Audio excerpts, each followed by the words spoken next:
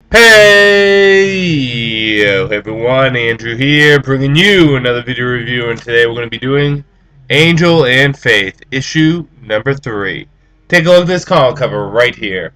Now, where we last left off on Angel and Faith, Angel came to the conclusion that he could bring back at least Giles' body using the Mora Demon's blood. Now, for those of you that don't remember or haven't watched Angel in quite a long time, the Mora Demon's blood is able to heal almost anything. In the episode that was introduced, Angel's blood mixed with the Mora Demons and made him human.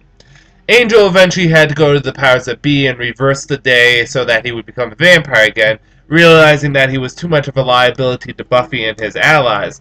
But the Mora Demon blood did cure him of him being a vampire, and if it can do that, it could possibly bring back the dead. As Angel has said, it can revitalize almost any injury or anything that's ever happened to someone, even necro tissue that is dead. So, Angel believes that if he gets this Mora Demon blood, he could at least bring back Giles' body. His soul's a different story, but we'll deal with one thing at a time. Anyways, Angel and Faith eventually come to find out where this Mora Demon blood is coming from. Who's the supplier, who's the one that's going around and giving it to all these random different clientele. They crash the party in an attempt to not only get the Mora Demon's blood, but to save the Mora Demon itself. Seeing that these Mora Demons are actually from another dimension, and with there being no magic, this is the only Mora Demon left on our plane of existence. So will Angel and Faith be successful in getting the blood that they need to bring Giles' body back to life? Or will unfortunately something go wrong and Faith have to make a decision that she doesn't want to? Well, you're just going to have to read and see. So let's get into the good, the bad, and whether or not you should get it. Angel and Faith is continually giving us good writing. The characters are being very well defined on exactly who they are and where they are. These characters feel like Angel and Faith. They do not feel out of character. They are who they are, but at the same time, they're different characters. Angel's obviously going through a crisis right now on what happened between him, Buffy, Giles, and the whole Twilight thing with Season 8. So he's kind of going through a little bit more of a remorse and brooding. But he's doing it in a very proactive way. Faith is still Faith, but she's mature, she's an adult, and she feels comfortable where she is. And it's nice to see this kind of development with Faith, because unfortunately Faith has always been kind of outside of the Angel show. I feel as though when dealing with the Buffy stuff, especially Season 8, Faith feels like just there. Here she feels like she's actually growing and becoming a different person, which is good. The art is good in this. It feels a little simplistic, but it's still good. The characters look like how they should.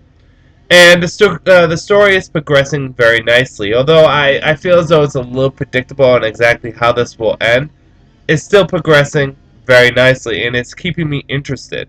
Bad.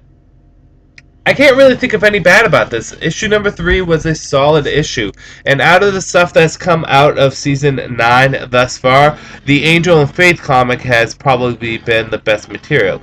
See, the biggest problem with Buffy Season 9 is the fact that you went so big with Season 8. I mean, you created another plane of existence, you had Buffy go Superman, and you fought probably the biggest bad of all time. It's hard to really go back after facing those kind of things and dealing with those kind of stories. You write yourself in the corner, because where do you really go from here? Let me get another example. Let's just say you write a story, and in the story you have your main character fight and defeat the devil who was going to cause an apocalypse to destroy the whole entire world. After that story, where do you really go from there? Because nothing can really top how epic that story was. And that's one of the problems with Season 9, is that Season 8 was so big, for better or for worse. It was just so big that it's hard to top something like that. But the great thing about Season 9 with Angel and Faith is it isn't trying to top it. It's taking the story in a different direction. And it's almost not connected to Season 8 that much, other than the fact that the events that happened on Season 8 kind of push the story in the direction it's going. They're not brooding about what happened. They are being proactive, and they're moving on with their lives. So, Angel and Faith, issue number 3. I know I kind of went on a little bit of a rant there. Great issue.